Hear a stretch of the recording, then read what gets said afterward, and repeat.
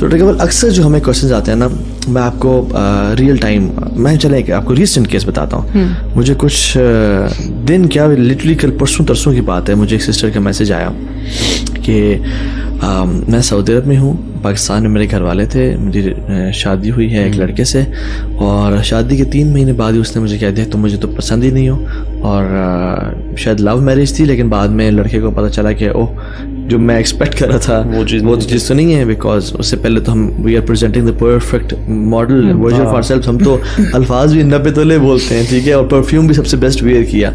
तो वो क्या हुआ कि हस्बैंड ने कहा कि ऐसा है, और फिर वो हस्बैंड हद से बढ़ता चला गया कि मारना पीटना शुरू कर दिया उसे, और कोई भी कन्वर्सेशन है it ended up in beating the wife, ठीक है।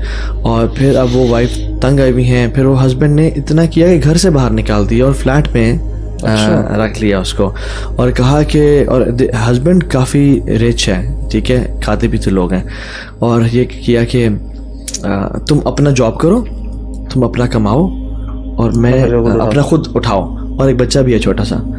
तो और वाइफ हस्बैंड की जो माँ है और बहनें वो सब उसे घर में रह रहे हैं, ठीक है। तो वो कहती हैं कि हाँ भी उनकी मदर ने और बहनों ने मेरे इतने खिलाफ क्या क्या बातें की हुई हैं, शी वाज रियली सैड, और कहती है मैं डिवोर्स लेना चाहती हूँ लेकिन मेरा बेटा मुझे नहीं देता।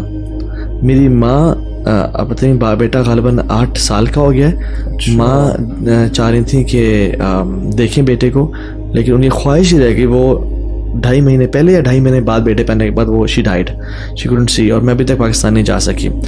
तो इस तरह के केस में मेरा तो जो है ना दिमाग ख़त्म हो जाता है। मैं कहता हूँ यार अल्लाह अकबर, ये कैसे लोग हैं इस दुनिया में। ऐसे ही हैं तहा, जब हम देखते हैं, मैं ऐसे केसेस हर दिन सुन रही हूँ, and they are on the rise. और अगर आप इसी एक केस को ले लेना तो मेरा ख्याल हम इस पे 3 प्रोग्राम कर सकते हैं। इसमें क्या क्या चीज़ें मिसिंग हैं, क्या होना चाहिए, यानी जैसे कहते हैं पहले क्या देखना चाहिए था।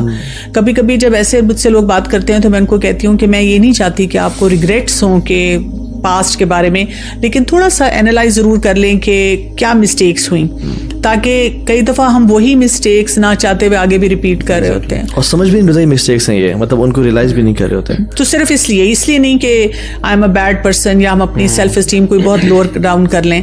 दूसरा ये कि अक्सर जब पेरेंट्स भी देखते हैं या बच्चियां भी जब रिश्ता देखती हैं ना, कि अपने लिए भी अगर कोई कॉलेज यूनिवर्सिटी में पढ़ते हुए किसी वो इन्होंने एक आइडियल इमेज बनाई हुई है, तो हम देखते हैं कि जी बहुत एजुकेटेड हो, बहुत पैसा हो, बहुत स्टाइल हो, और अगर दीन चाहिए तो फिर जी दीन में भी वही है कि मैं अक्सर कहती हूँ सोशल मीडिया पे कोई कॉपी पेस्ट कर सकता हो चीजें ना, हदीस लगा दी, आयत लगा दी, 2 बातें कोट कर दी, जबकि हमें आगे अखलाक देखने की जरूरत है ना।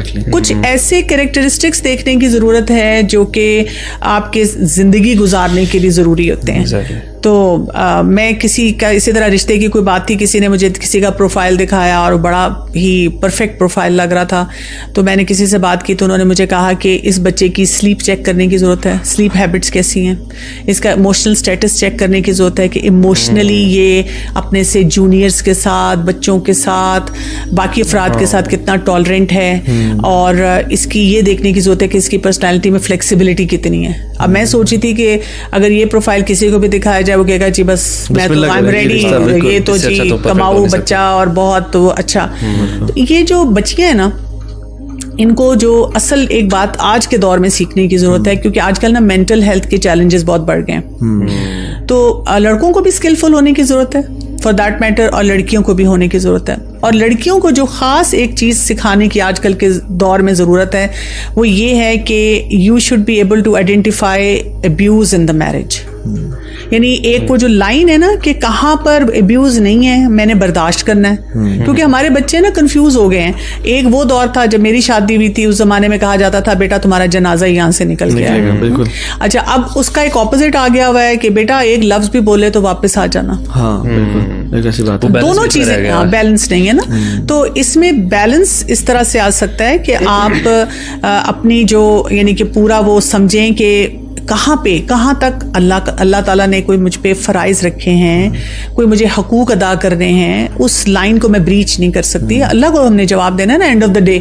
तो ये जो जिंदगी के सारे रेले मेले लगे हुए हैं, खुशियां गम, हमने तो अल्लाह ताला को बताना है कि अल्लाह ताला जो आपने हमें सिस्टम दिया था, हम उसमें अपनी तरफ से पूरी हमने एफर्ट की है कि हम आपको राजी कर सकें। ये है जिंदगी का मकसद। वो जो एक सिंड्रेला स्टोरी है ना, हैप्पीली एवर आफ्टर, वो तो नहीं है, वो नहीं ना हम करें। और अक्सर तो स्टोरीज खत्म भी, शादी भी हुई है तो लिखा था हैप्पीली एवर आफ्टर। अभी तो शुरू हुआ है, अभी तो असल जंग शुरू हुई है। उसके बाद मूवी बन नहीं सकती ना, वो तो कॉन्फ्लिक्ट शुरू रहता है। हैप्पीली एवर आफ्टर लिख के मूवी खत्म कर देते हैं। वो कैसे दिखाएंगे कि वो सिंड्रेला पोछा मारी है घर में और गोल रोटियां पका रही है और पसीने निकल रहे हैं और वो सारा, और हस्बैंड घर से थका हुआ, ऑफिस से थका हुआ आ रहा है। वो बेसिकली उससे पहले दिखा सकते हैं, वो इंटरेस्टिंग नहीं है ना रियल लाइफ स्ट्रगल्स। वो इसमें सबलिमिनल मैसेज क्या है कि your life is beautiful right before marriage. ये जो आपका रिलेशनशिप है ना, वो आपका असल ब्यूटी है।